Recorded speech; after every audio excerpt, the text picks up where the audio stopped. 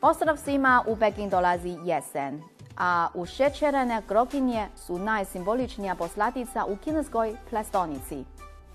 Spolja je hrsava, a iznutra kiseo kasta. Danas ću vas naučiti kako da napravite ovu sezonsku poslaticu.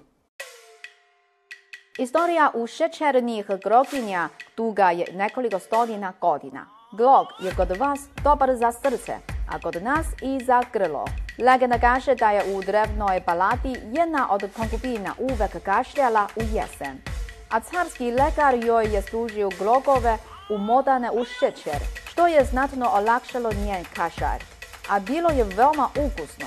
Kasnije je ovaj recept postao šire popularan. Ukoliko ne volite kiselkasto voće, možete groginje da zamenite drugim voćem, na primjer jagodama, borovnicama, čak i slatkim krompirom. Prvo, obavezno je ukloniti vlagu sa površine voće. Zatim narežite voće na rašniće od bambusa.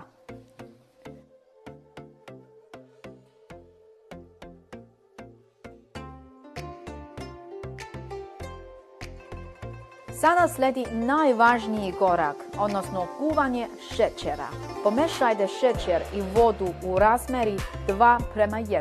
Kuvajte na laganoj vatri dok se ne otopi.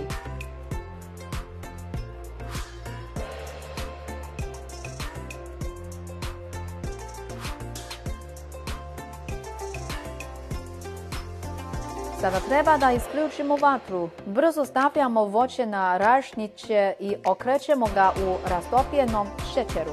Možete da dodate beli suzam, da mu date više ukusa.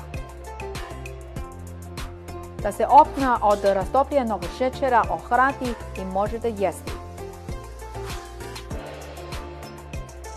Pogledajte ovo crveno-zeleno voće umotano u zlatnu opnu od rastopljenog šećera, da je zaista lepo, kao jeseni pejzaži u Pekingu.